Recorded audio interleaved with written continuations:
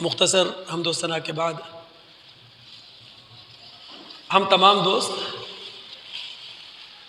سنن الہیہ کا مطالعہ کر رہے ہیں، یعنی خالق اور مالک کے ان الہی اصولوں کا مطالعہ کر رہے ہیں جن کی روح سے خالق اور مالک عالم انسانیت کے ساتھ معاملات کیا کرتے ہیں۔ آج کی نشست میں اللہ تعالیٰ کے جس قانون کا ہم مطالعہ کریں گے وہ ہے تکلیف ما لا یطاق۔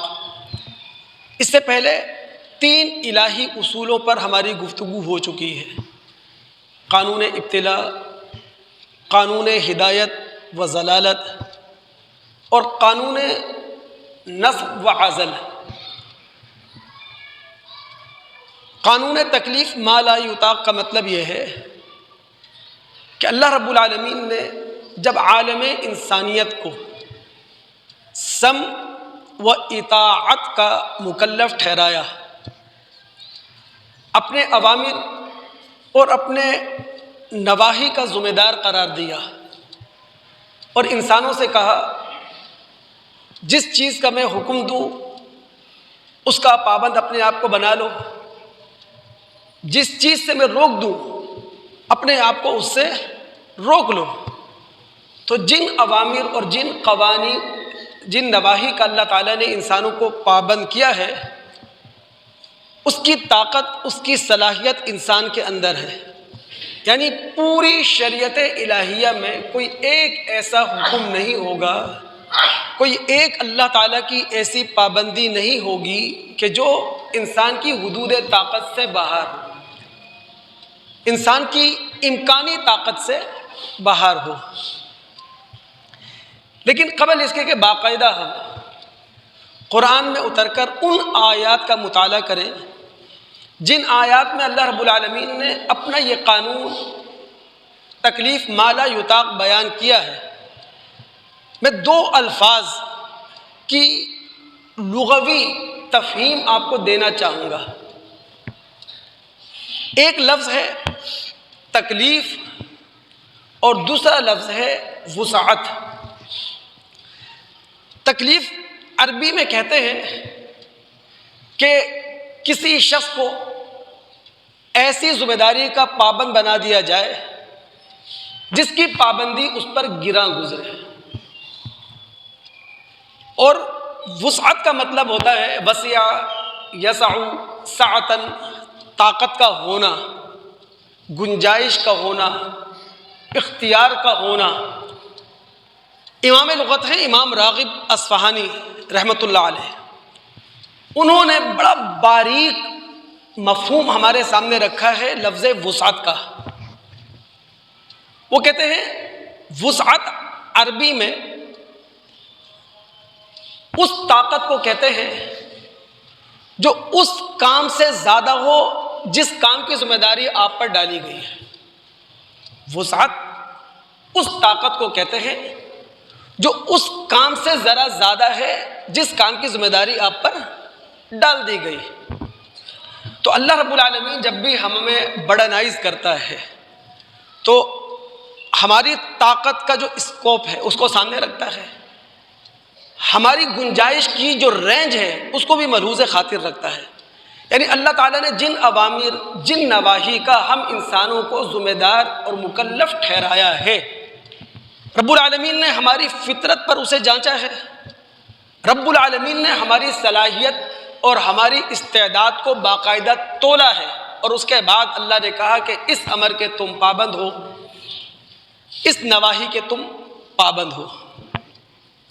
بس دماغ حاضر رکھیے گا تاکہ قرآن میں جب ہم اتریں، جو کائناتی کتاب ہے، آفاقی کتاب ہے، کلام الہی ہے، تو اس کو سمجھنے کے لیے دل اور دماغ کی حضوری بہت زیادہ ضروری ہے۔ سورہ بقرہ کی آیت نمبر 286 ہے۔ رب العالمین فرماتے ہیں لا یکلف اللہ نفسا الا وسعها۔ اللہ تعالیٰ نے کسی بھی متنفس کو، کسی بھی سانس لینے والے کو جب ذمہ داری دی ہے تو اس کی گنجائش کو سامنے رکھا ہے، اس کی طاقت کو ملحوظ خاطر رکھا ہے کہ کتنی طاقت ہے اس کے اندر۔ اب 4 اہم باتیں میں آپ کو بتانے لگا ہوں، یہ ہیں دقیق باتیں، لیکن آپ کے کام کی ہیں یہ باتیں۔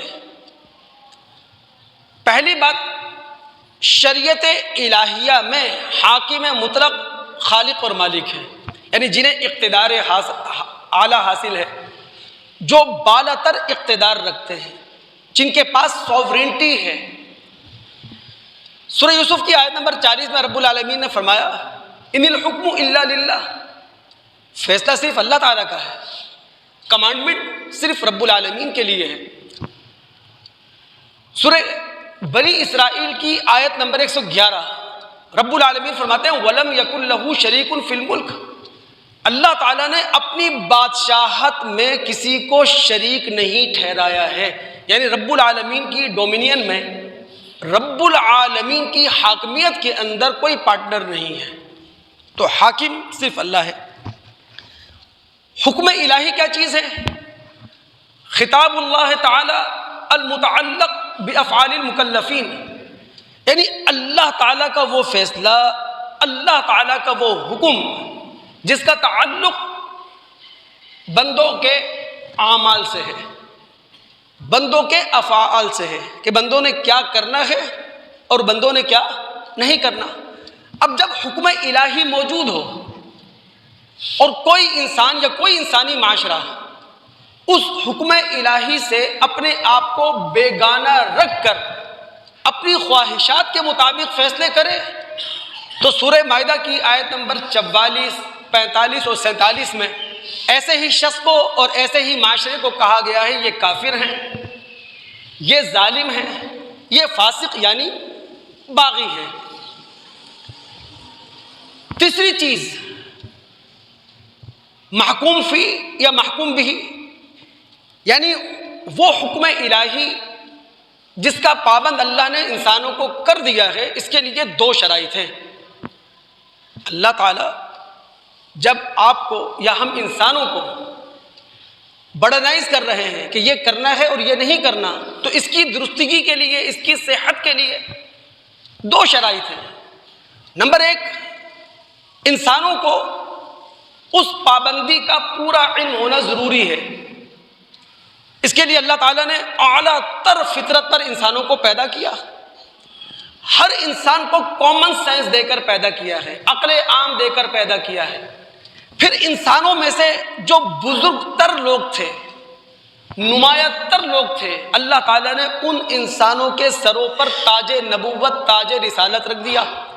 رب العالمین نے انہیں وحی دی اور ان کی یہ ذمہ داری لگا دی کہ وَأَنزَلْنَا إِلَيْكَ الذِّكْرَ لِتُبَيِّنَ لِلنَّاسِ، بھئی یہ ذکر ہم اپنا تمہیں دے رہے ہیں، اپنی وحی تمہیں دے رہے ہیں، اسے لوگوں کے سامنے کھول کر بیان کر دو، اسے لوگوں کے سامنے ایکسپلین کر دو، کوئی ڈاؤٹ نہ رہے، کوئی شک نہ رہے، کوئی سوال نہ رہے، کوئی اعتراض باقی نہ رہے۔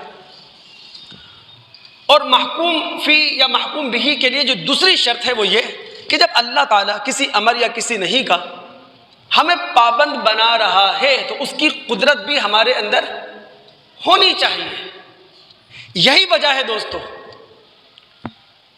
انسان کے بعض وہ قلبی افعال جن پر انسان کا زور نہیں چلتا، ایسے قلبی افعال کا بندہ خدا کے سامنے جواب دہ نہیں ہے۔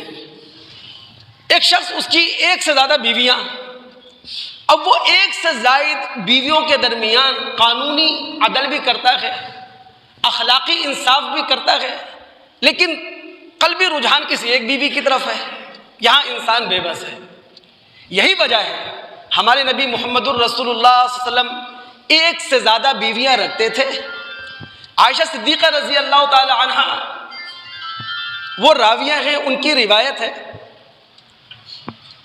وہ کہتی ہیں، ابو داؤد، ترمذی، نسائی میں یہ روایت آپ پڑھ سکتے ہیں کہ نبی علیہ الصلوۃ والسلام اپنی بیویوں کے درمیان انصاف کرتے تھے، عدل سے کام لیتے تھے، باریوں کی تقسیم بھی کرتے تھے، لیکن قلبی رجحان آپ کا کہیں نہ کہیں تھا۔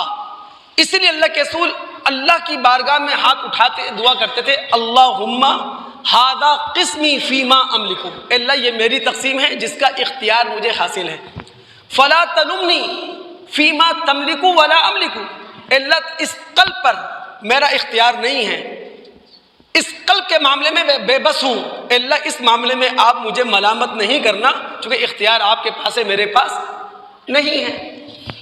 اور چوتھی چیز ہے محکوم علیہ، یعنی وہ انسان جسے اللہ تعالیٰ نے اپنے فیصلے کا، اپنے امر کا، اپنی نہیں کا پابند کر دیا ہے، اس کے لیے ایک شرط ہے، انسان مکلف انسان کے لیے، ذمہ دار انسان کے لیے، رسپانسبل انسان کے لیے، کہ اس کو اللہ تعالیٰ کے احکامات پر عمل کرنے کی پوری قدرت حاصل ہو۔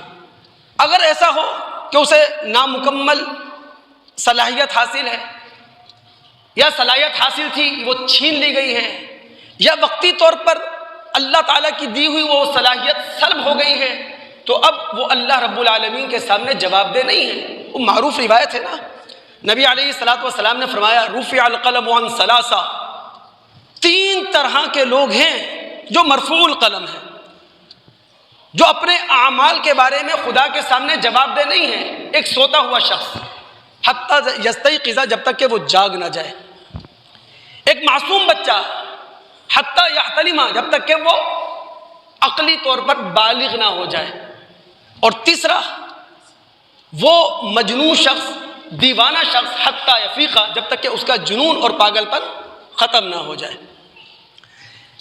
لیکن دوستو یہاں دماغ حاضر رکھیے گا، اس کا مطلب یہ نہیں ہے کہ اللہ رب العالمین نے جن اعمال افعال کا، جن اوامر اور نواہی کا ہمیں پابند کر دیا ہے، ہمیں مشقت برداشت نہیں کرنا پڑے گی، کرنا پڑے گی برداشت، لیکن وہ قابل برداشت مشقت ہوگی، ناقابل برداشت مشقت نہیں ہوگی۔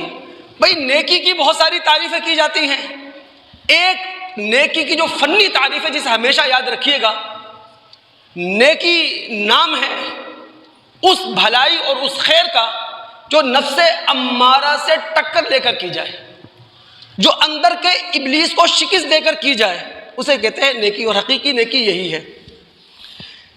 اب تکلیف ما لا یطاق کو ہم سمجھتے ہیں سورہ اعراف میں اتر کر، اللہ رب العالمین نے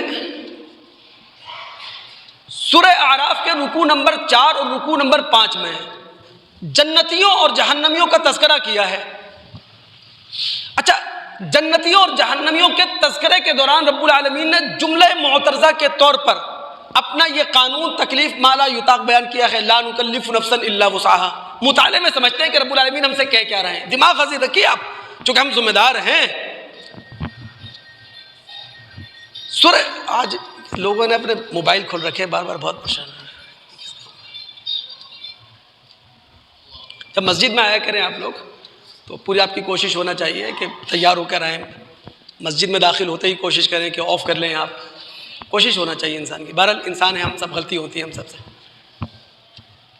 اللہ رب العالمین نے سورہ اعراف کی آیت نمبر 40 اور 41 کے اندر کہا، وہ لوگ کہ جو ہماری آیات کا انکار کر رہے ہیں، جو ہمارے احکامات کے مقابلے میں سر اٹھا کر کھڑے ہیں، نہ آسمان کے دروازے ایسے لوگوں کے لیے کھولے جائیں گے، نہ ایسے لوگ جنت میں داخل ہو سکیں گے، اور ان کا جنت میں جانا اسی طرح ناممکن ہے جس طرح اونٹ کا سوئی کے ناکے سے گزر جانا ناممکن ہے۔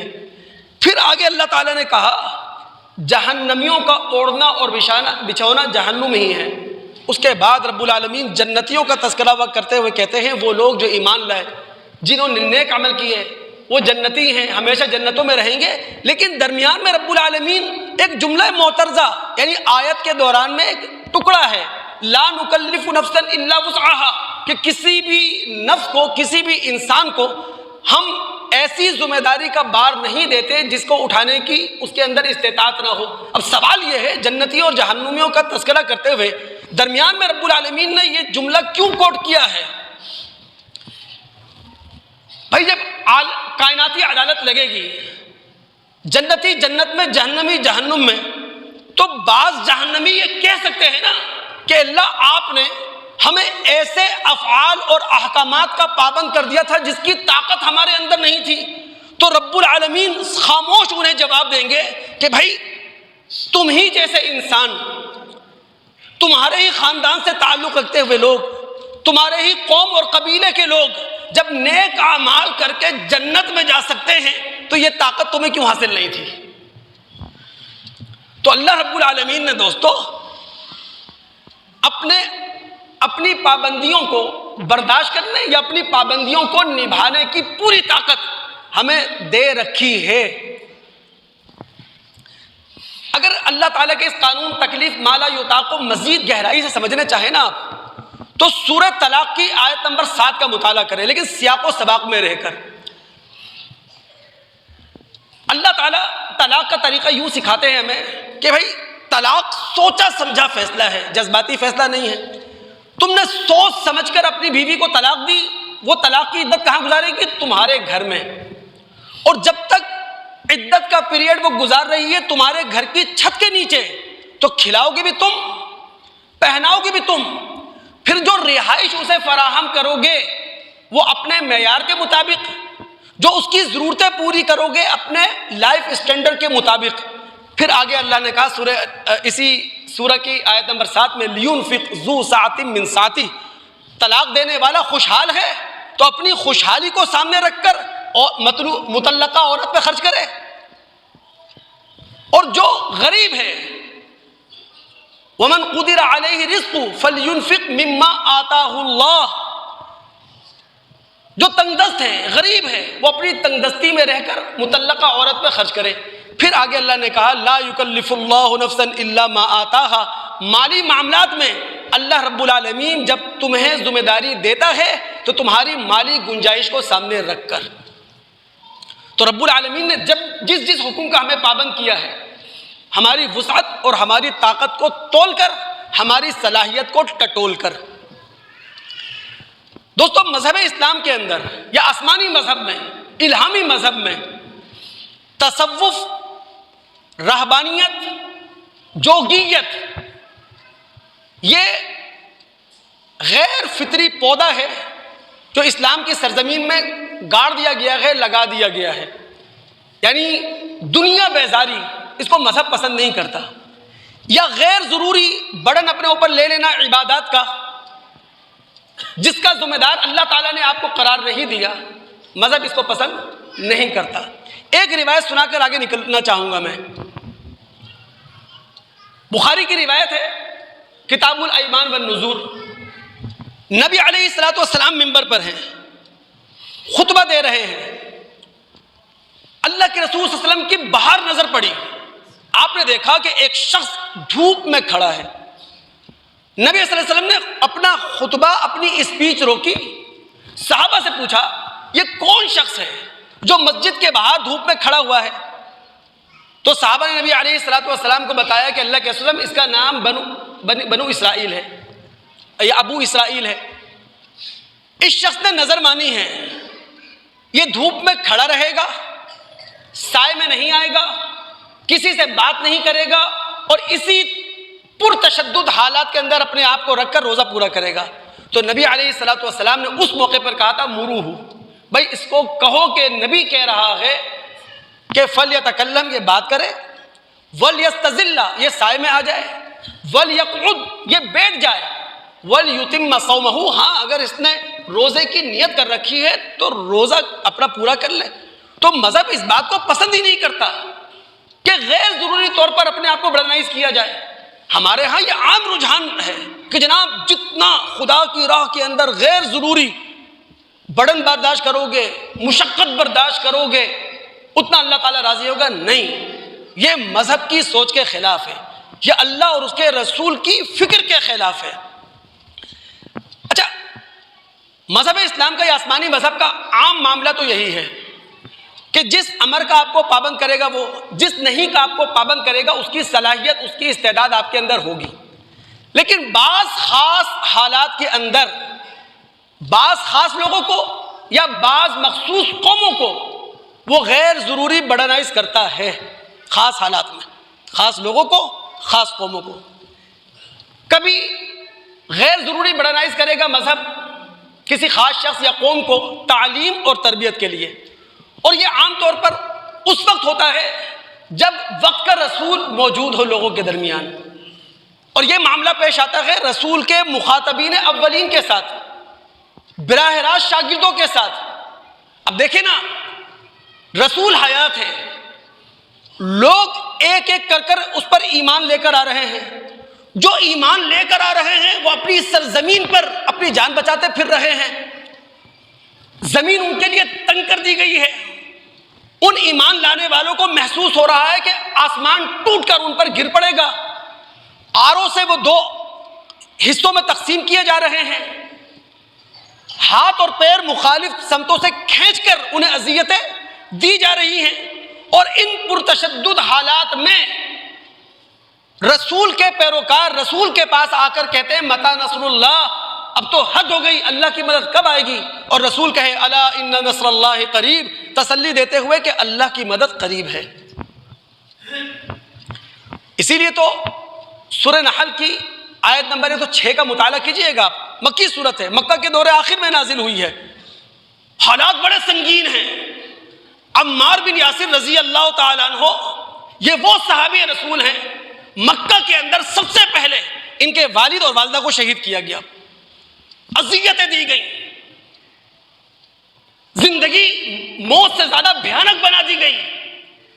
اب ان پر بھی ناقابل تشدد کیا گیا، انہوں نے کلمہ کفر جبر کے ہاتھوں مجبور ہو کے کہہ دیا اور روتے ہوئے اللہ کے رسول کے پاس آئے، نبی علیہ الصلوۃ والسلام سے کہنے لگے اللہ کے رسول اس وقت تک کفار مکہ نے مجھے نہیں چھوڑا جب تک کہ میں نے آپ کو برا بھلا نہیں کہہ دیا، جب تک کہ اسلام سے جدائی کا اعلان نہیں کر دیا۔ تو اللہ کے رسول نے اس موقع پہ کہا تھا کیف تجد قلبک، اے عمار یہ بتاؤ جس وقت تم کلمہ کفر کہہ رہے تھے، اپنی زبان سے مجھے برا بھلا کہہ رہے تھے، دل کی کیا حالت تھی؟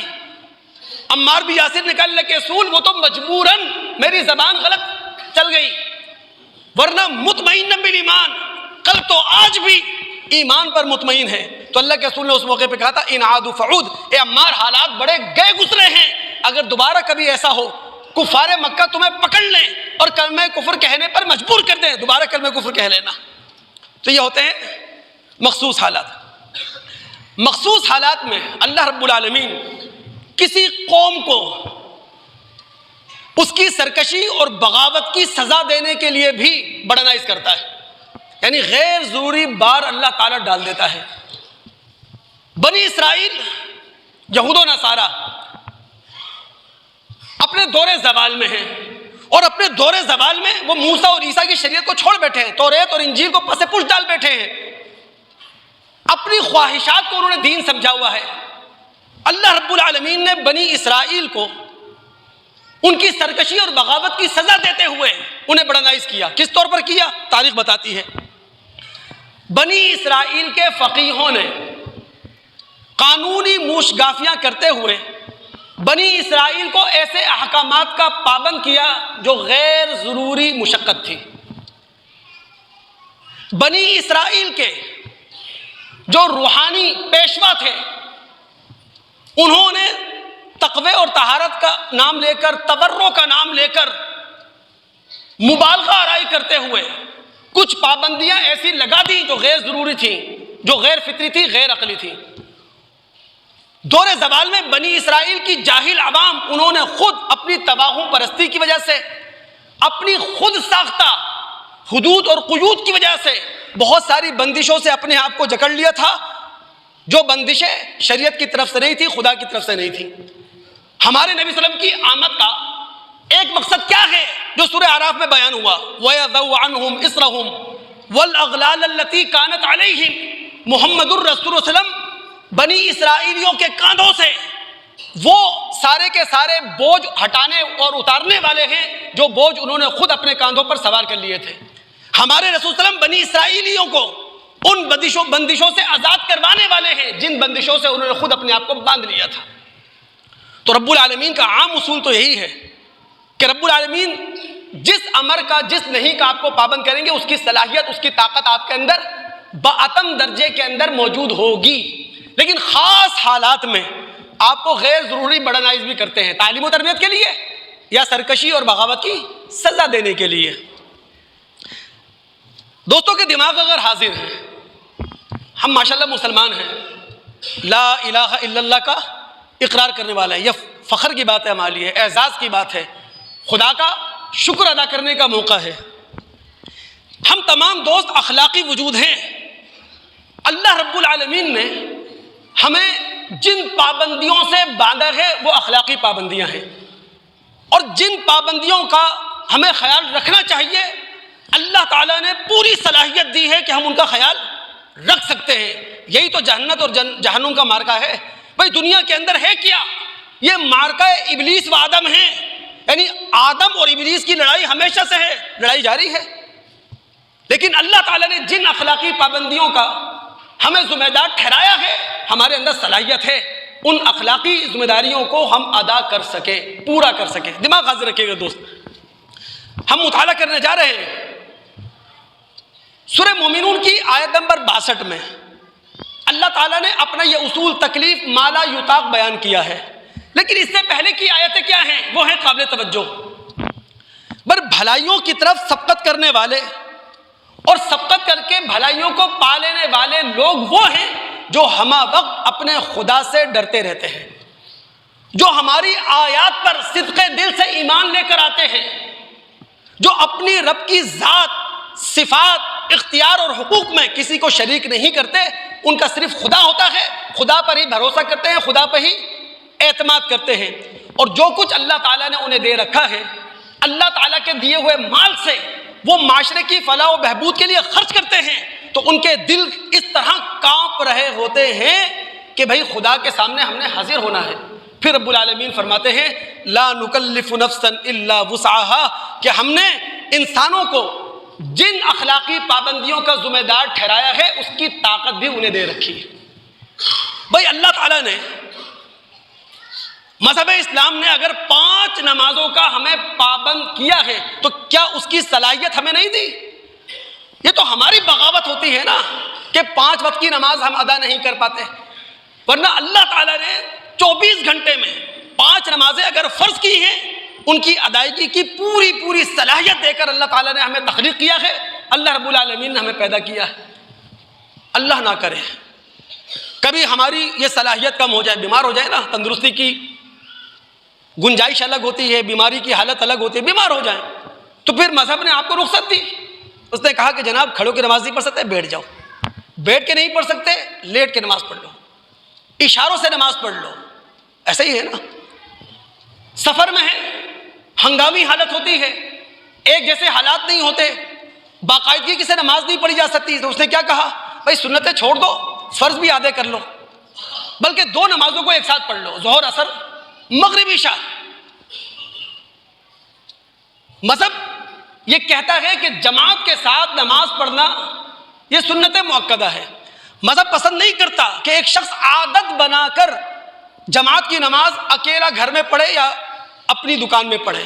ہاں کبھی ہو گیا مسجد آنے کا موقع نہیں ملا، جماعت کے ساتھ نماز پڑھنے کا موقع نہیں ملا، گھر میں پڑھ لی، دکان میں پڑھ لی، لیکن عادت بنا کر کوئی پڑھے تو مذہب اس بات کو پسند نہیں کرتا۔ لیکن اگر شرعی عذر ہو، بارش ہو رہی ہو، جاڑا سخت ہو، سردی سخت ہو، گھر سے نکلنا ممکن نہ ہو، تو آپ کے نبی محمد الرسول اللہ صلی اللہ علیہ وسلم نے مؤذن سے جو اذان دلوائی تھی اس کے کلمات یہ نہیں تھے حی علی الصلاح حی علی الفلاح، بلکہ اللہ کے رسول نے مؤذن کو کہا تھا کہ آج حی علی الصلاح حی علی الفلاح کے بجائے یہ اعلان کر دو الا صلوا فی الرحال، لوگوں بارش کی وجہ سے یا سردی کی وجہ سے مسجد میں آنا تمہارے لیے ممکن نہیں ہے، گھروں میں نماز پڑھ لو۔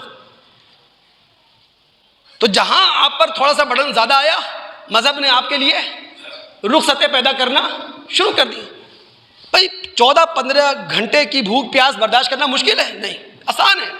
اور جب حکم الہی آ جائے اور اس حکم الہی کا فائدہ بھی ہماری ذاتوں کو ہو، بھائی روزہ رکھنے کا کیا فائدہ ہے؟ ہمارے اخلاق کو فائدہ ہے، ہماری روح کو فائدہ ہے، ہماری ذات کو فائدہ ہے، ہمارے معاشرے کو فائدہ ہے۔ تو جب حکم الہی آ گیا، اس کے فوائد بھی ہم نے دیکھ لیے، تو اب 14-15 گھنٹے بھوکا پیاسے رہنا کوئی مشکل کام ہے؟ کوئی مشکل کام نہیں ہمارے لیے۔ مذہب نے اس کا پابند کیا، لیکن جب مذہب نے دیکھا کہ آپ بیمار ہیں، وقتی بیمار ہیں، اس نے کہا آج روزہ نہ رکھو، بعد میں رکھ لینا۔ آپ مستقل بیمار ہیں، مذہب نے کہا روزہ رکھنے کی ضرورت ہی نہیں ہے، فدیہ ادا کر لو۔ اگر آپ سفر پر ہیں اور پر مشقت سفر ہے تو مذہب پسند نہیں کرتا کہ آپ سفر کی حالت میں روزہ رکھیں۔ تو دوستو، مذہب نے جب بھی ہمیں کسی امر کا پابند کیا ہے، کسی نہیں کا پابند کیا ہے، تو اس کی صلاحیت، اس کی استعداد، اس کی قوت ہمارے اندر انڈیل رکھی ہے، ہمارے اندر پیدا کر رکھی ہے۔ کوئی بھی ہم میں سے شخص جو مبلغ ہو، جو داعی ہو، اللہ تعالی ہم سب کو ایسا ہی کرے۔ مبلغ اور داعی، اس کی سب سے بڑی طاقت اس کا عمل ہوتا ہے۔ تو مبلغ اور داعی جب عمل کی طاقت لے کر دعوت کے میدان میں اترتا ہے، اب اس کی ذمہ داری صرف اتنی ہے کہ ہاں کے پکارے لوگوں کو بلائے، وہ جو مان لیں گے ان کا فائدہ، جو نہیں مانیں گے نقصان اٹھائیں گے۔ اب میں مطالعہ کروا رہا ہوں آپ کو سورہ نساء کی آیت نمبر 84۔ سیاق و سباق کیا ہے؟ جنگ کا حکم آنے سے پہلے منافقین سب سے آگے بڑھ بڑھ کر جنگ اور جہاد کی باتیں کرتے تھے، لیکن جیسے ہی حالات ایسے پیدا ہوئے کہ اسلام کو اب میدان میں آ کے لڑنا پڑے گا اور جہاد کا حکم آ گیا، تو منافقین خود بھی پیچھے ہٹ گئے اور دیگر مسلمانوں کے اندر بھی ریشہ دوانیاں شروع کر دی، افواہ بازیاں شروع کر دی، ان کو بھی میدان جہاد سے روکنے لگے۔ تو یہ وہ موقع تھا کہ اللہ نے کہا فقاتل فی سبیل اللہ، اے رسول اللہ کے راستے میں لڑیے، لا تکلف الا نفسک، آپ اپنی ذات کی طرف سے ذمہ دار ہیں، دوسروں کی طرف سے ذمہ دار نہیں ہیں۔ ہاں وحرز المؤمنین، مومنوں کو رغبت دلائیے، مومنوں کو توجہ دلائیے کہ یہ لڑنے کا موقع ہے۔ جب اسلام لے کر آتے ہیں تو کہیں جان کی بازی لگانا پڑتی ہے، کہیں مال نچھاور کرنا پڑتا ہے، کہیں اپنا وقت دینا پڑتا ہے، کہیں اپنی صلاحیتیں استعمال میں لانا پڑتی ہیں، تبھی اسلام آگے جاتا ہے۔ چونکہ ہم سب اس کام کو تقسیم نہیں کر سکے ہیں اور پراپر منظم انداز میں اسلام کا کام ہو نہیں رہا ہے۔ اسلام تو ایک طاقت ہے، اس کے سامنے بڑے سے بڑا اسکالر بے بس ہے، اس کے سامنے بڑی سی بڑی طاقت خاموش ہے۔ وقت کا فرعون بھی خاموش ہوگا، وقت کا نمرود بھی خاموش ہوگا، تاریخ بھی اس کے سامنے لاجواب ہو جائے گی، سائنس بھی اس کے سامنے اپنے ہونٹ سیرے گی۔ ایسی طاقت ہے قرآن، اسلام، مذہب اسلام۔ دوستو، ہم میں سے کوئی بھی شخص جب ذمہ داری اپنے سر لے، چاہے وہ دینی ذمہ داری ہو، چاہے وہ فلاح و بہبود کی ذمہ داری ہو، چاہے وہ انسانی سیاست کی ذمہ داری ہو، تو اس میں دکھاوا نہیں ہونا چاہیے، اس میں ریاکاری نہیں ہونا چاہیے۔ بھائی اپنی ذمہ داری کا بدلہ کس سے لینا ہے؟ خدا سے لینا ہے۔ ہمارے رسول صلی اللہ علیہ وسلم میں تکلف نہیں تھا، دکھاوا نہیں تھا، بناوٹ نہیں تھی، تصنع نہیں تھا ہمارے رسول میں۔ یہی معاملہ ان کی امت میں ہونا چاہیے۔ جو ذمہ داری میری ہے میں پورا کروں، آپ کی جو ذمہ داری ہے خدا کے لیے اسے پورا کریں، بدلہ کس سے لیں؟ خدا سے لیں۔ سورہ صاد مکہ کے دور آخر میں نازل ہونے والی سورت، اس کی آیت نمبر 86، رسول سے اعلان کروایا گیا، قل ما اسألکم علیہ من اجر وما انا من المتکلفین، اے رسول ان سے کہہ دیجئے اپنی اس دعوت پر، اپنی اس تبلیغ پر میں تم سے کسی اجر کا طالب نہیں ہوں، وما انا من المتکلفین، اور میں خود ساختہ لوگوں میں سے نہیں ہوں، میں بناوٹی لوگوں میں سے نہیں ہوں۔ اب دماغ حاضر رکھے جو بات میں کہنا چاہ رہا ہوں۔ کوئی بھی مذہب ہو اپنے دور زوال میں بے عملی کی چادر لپیٹ لیتا ہے، اور جب دور زوال میں اس مذہب کے لوگوں پر بے عملی کی چادر آ جاتی ہے تو اب اس مذہب کے پیروکار جنت میں جانے کا شارٹ کٹ تلاش کرتے ہیں، جنت میں جانے کا مختصر راستہ تلاش کرتے ہیں۔ بھائی چند دنوں کے بعد شب برات آئے گی، ضعیف روایتوں کا سہارا لے کر اتنا بڑا مذہبی ایونٹ تخلیق کر دیا گیا ہے، بنا دیا گیا ہے کہ لوگ اپنی ساری نجات اسی رات میں سمجھتے ہیں۔ گزشتہ کل 27 رجب تھی، اور اسی 27 رجب کی رات اسراء و معراج کے نام سے رات لوگ جاگے ہیں، عبادت کی ہے، روزہ رکھا ہے۔ حالانکہ جن لوگوں کا مطالعہ ہے وہ جانتے ہیں کہ نبی علیہ الصلوۃ والسلام کی معراج کا سال کون سا ہے، مہینہ کون سا ہے، دن کون سا ہے، کوئی اتھینٹک بات نہیں کہی جا سکتی، کوئی اتھینٹک بات۔ اگر سال بتایا جاتا ہے، مہینہ بتایا جاتا ہے، تاریخ بتائی جاتی ہے تو وہ صرف ایک ترجیحی معاملہ ہے، میں سمجھتا ہوں یہ بہتر ہے، ورنہ اختلاف ہے کس سال میں ہوئی، کس مہینے میں ہوئی، کس تاریخ کو ہوئی، سمجھ میں بات نہیں آئی۔ اب لیکن اس کے نام پر بھی ایک جو ایونٹ تھا، مذہبی ایونٹ، وہ تخلیق کر لیا گیا، جو میں توجہ دلانا چاہ رہا ہوں۔ سبحان الذی اسریٰ بعبدہ لیلا من المسجد الحرام الى المسجد الاقصی، آپ نے کبھی اس کو سیاق و سباق میں پڑھا ہے؟ یہ مکہ کے دور آخر میں نازل ہونے والی صورت ہے۔ میں آپ کو بتا چکا ہوں مسلمان دو دھاری تلوار پر سفر کر رہے ہیں، مکہ کی زمین ان کے رہنے کے قابل نہیں ہے، وہ جانیں بچاتے پھر رہے ہیں۔ یہ وہ موقع ہے کہ محمد الرسول اللہ صلی اللہ علیہ وسلم کو معراج ہوتی ہے، اور اس معراج کے ذریعے اللہ کے رسول کو اور نبی علیہ الصلوۃ والسلام کے توسط سے پوری امت مسلمہ کو خوشخبری دی جاتی ہے۔ اور وہ خوشخبری کیا ہے؟ اے محمد الرسول صلی اللہ علیہ وسلم، ابھی حالات آپ کے حق میں نہیں ہیں، لیکن اللہ کریم چاہے گا وہ حالات جلد پیدا ہوں گے کہ ابراہیم علیہ الصلوۃ والسلام کا بنایا ہوا انسانی مرکز بیت اللہ، اس پر بھی اسلام کا جھنڈا لہرائے گا، اور داؤد سلیمان علیہ الصلوۃ والسلام کا بنایا ہوا اخلاق اور روح کا مرکز بیت المقدس، اس پر بھی اسلام کا جھنڈا لہرائے گا۔ یہ پیشن گوئی تھی، یہ خوشخبری تھی۔ کن حالات میں اللہ تعالیٰ نے خوشخبری دی؟ پھر ہم تاریخ کا مطالعہ کر کے معلوم کر لیتے ہیں کہ جناب بیت اللہ تو نبی علیہ السلام کی زندگی میں آپ کے ہاتھ میں آ گیا 8 ہجری میں، اور بیت المقدس عمر بن خطاب رضی اللہ تعالیٰ عنہ کے دور حکومت میں مسلمانوں کے زیر اقتدار آ چکا تھا۔ آج وہی بیت المقدس ہے جو مسلمانوں کے ہاتھوں سے جا چکا ہے۔ خون کی ہولی مسلمانوں کے ساتھ کھیلی جا رہی ہے۔ 57 اسلامی ریاستیں مدہوش پڑی ہیں۔ 180 کروڑ دنیا بھر میں رہنے والے مسلمان، اب ان کا جذبہ، ان کا جو ان کی لگن تھی وہ بھی کمزور ہوتی گئی۔ نیلسن منڈیلا کا ملک ساؤتھ افریقہ کھڑا ہوا، اس نے عالمی عدالت کا دروازہ کھٹکھٹایا، تف ہے 57 اسلامی ریاستوں پر۔ افسوس ہے 180 کروڑ مسلمانوں پر۔ نیلسن منڈیلا کا ملک ساؤتھ افریقہ کھڑا ہوا، اس نے عالمی عدالت کا دروازہ کھٹکھٹایا، کم از کم فلسطینیوں کا کیس وہاں لے جا کر، فلسطینیوں کے کیس وہاں لڑ کر اتنا تو کہلوا لیا عالمی عدالت سے کہ اسرائیل جو کچھ غزہ میں کر رہا ہے، فلسطین میں کر رہا ہے، وہ عالمی کنونشن کی خلاف ورزی ہے، وہ انسانی حقوق کی خلاف ورزی ہے۔ انتخابات ماشاءاللہ ہو چکے ہیں، میں نے بھی بہت ساری باتیں کرنی ہے، لیکن ظاہر ہے کہ آگے رمضان آ رہا ہے اور میرا موضوع چل رہا ہے سنن الہیہ۔ تو آئندہ جمعہ انشاءاللہ میں چاہوں گا کہ اس موضوع کو کنٹینیو نہ کروں، پھر کبھی صحیح، لیکن ایک اور سنت نصرت الہی کہ اللہ کی مدد کسی شخص کو، کسی قوم کو کم ملتی ہے، اس سنت الہی کو آئندہ جمعہ ہم سمجھیں گے۔ لیکن 2-4 منٹ مجھے دے دیں۔ انتخابات ماشاءاللہ ہو چکے ہیں، رزلٹ اس کے آ رہے ہیں، کوئی اس سے مطمئن ہے اور کوئی اس سے مطمئن نہیں ہے۔ یہ وقت دعا ہے ہم پاکستانیوں کے لیے، اللہ کی قسم۔ جس جنجال کے اندر ہمیں پھنسا دیا گیا ہے، آپ خود بتائیں، لا الہ کی بنیاد پر بننے والے ملک میں کیا لسانیت کے نام پر کسی تنظیم کو رجسٹر ہونا چاہیے؟ قومیت کے نام پر کسی تنظیم کو رجسٹر ہونا چاہیے؟ مسلک اور فرقے کے نام پر کسی سیاسی جماعت کو رجسٹرڈ ہونا چاہیے؟ نہیں ہونا چاہیے نا، اصولی طور پر۔ لیکن معذرت کے ساتھ جن حالات سے ہم گزرے، وقت دعا ہے یہ۔ لیکن بہرحال انتخابات ہو گئے، قوم کا 50 ارب روپے خرچ ہو گئے۔ بھائی یہ قوم غریب ہے، یہ ہر دوسرے دن یا ہر دوسرے سال 50 ارب روپے اس ایکسرسائز پر خرچ نہیں کر سکتی۔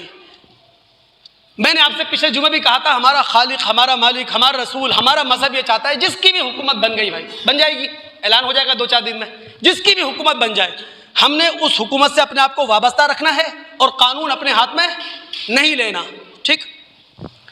لیکن اب جب انتخابات ہو گئے، صوبائی اور قومی اسمبلی کے جو نمائندگان ہیں وہ جیت کر قانون ساز اسمبلیوں کے ممبر بن گئے، تو بھائی اب اصل آزمائی شروع ہو رہی ہے آپ کی۔ یعنی کل تک تو آپ نعرے لگا رہے تھے نا، تقریریں کر رہے تھے، دعوے کر رہے تھے، وعدے کر رہے تھے، اصل امتحان اب شروع ہوگا۔ یہ 26 کروڑ پاکستانی اب کارکردگی دیکھیں گے۔ عرش معلی پر بیٹھا ہوا خدا اب احتساب کرے گا۔ ہمارے نبی صلی اللہ علیہ وسلم کے پاس مسلم کی روایت ہے، ابو ذر رضی اللہ تعالیٰ عنہ ہے، جنہوں نے ابو ذر رضی اللہ تعالیٰ عنہ کی تاریخ پڑھ رکھی ہے نا، وہ جانتے ہوں گے تصوف پسند انسان ہے یہ، یعنی روکی سوکی کھانے والے، پیون زدہ کپڑے پہننے والے، یہ وہ ہیں ابو ذر رضی اللہ تعالیٰ عنہ۔ وہ اللہ کے رسول کے پاس آئے، اب انہوں نے کس نیت سے اللہ کے رسول سے کہا ہوگا؟ پیسے کا لالچ تو تھا ہی نہیں نا، دھن دولت کی سے پیار تو تھا ہی نہیں۔ اللہ کے رسول کے پاس آ کے کہنے لگے اللہ تستعمرونی، اللہ کے رسول آپ کوئی حکومتی ذمہ داری، کوئی ریاستی ذمہ داری کیوں نہیں دے دیتے؟ نبی صلی اللہ علیہ وسلم نے فرمایا اے ابو ذر میں دیکھتا ہوں انک ضعیف، تم اس سیاسی ذمہ داری یا ریاستی حکومتی ذمہ داری اٹھانے کے لحاظ سے کمزور ہو۔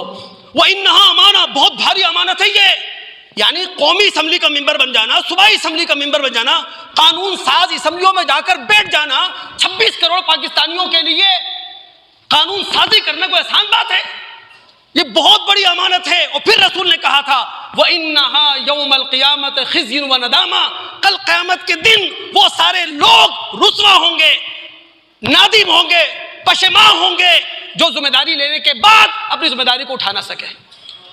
اب جس کی بھی حکومت بنے، صوبائی حکومت بنے یا نیشنل حکومت بنے، اس کی سب سے بڑی ذمہ داری ہے خدا را پاکستانیوں کو سیاسی شعور دو۔ کب تک نعروں کے پیچھے لے کے چلو گے؟ کب تک خواب دکھاؤ گے ہمیں؟ بھاری بھاری بل کب تک ہمیں پکڑواؤ گے؟ کب تک ہم پاکستانیوں سے ہی قربانی مانگو گے؟ تمہارے ٹھاٹ باٹ کے لیے مہنگا پیٹرول ہم لیں، تمہارے ٹھاٹ باٹ کے لیے مہنگی سبزیاں ہم لیں، اب تمہاری ذمہ داری ہے۔ اگر خدا کی یہاں دنیا کی عدالتوں میں تم نہیں پکڑے گئے، خدا کی عدالتوں میں پکڑے جاؤ گے۔ ایک حدیث سنا رہا ہوں، بخاری مسلم کی روایت ہے یہ، ابو موسیٰ اشعری رضی اللہ تعالیٰ عنہ راوی ہیں، وہ کہتے ہیں نبی علیہ السلام ظاہر ہے ریاست کے والی تھے، ریاست کے حاکم تھے۔ نبی علیہ السلام جب ہم صحابہ میں سے کسی بھی صحابی کو کوئی ریاستی ذمہ داری دیتے تھے، کوئی حکومتی ذمہ داری دیتے تھے، تو اللہ کے رسول ہم سے کہہ دیتے تھے کہ بھائی فلاں علاقے میں گورنر بن کے جا رہے ہو، وزیر اعلیٰ بن کے جا رہے ہو، وزیر بن کے جا رہے ہو، بشروا ولا تنفروا، تم جو قانون سازی کرنا لوگوں کے لیے، اس سے لوگوں کے چہروں پر مسکراہٹ آنا چاہیے، نہ کہ غیظ و غضب کا غصہ۔ یسروا ولا تعسروا، جو قانون سازی تم عوام کے لیے کرنا اس میں لوگوں کے لیے آسانی ہو، نہ کہ لوگوں کے لیے مشکل۔ اللہ تعالیٰ سے دعا ہے سننے کے بعد سمجھنے کے بعد عمل کرنے کی توفیق عطا فرمائے۔ آئندہ جمعہ انشاءاللہ اللہ تعالیٰ کا جو قانون نصرت الہی ہے اس پر ہم تفصیلی گفتگو کریں گے۔ فروری کا میرا خیال پہلا یا دوسرا ہفتہ ہے، جمعہ ہے نا، اور مہینے کا ایک جمعہ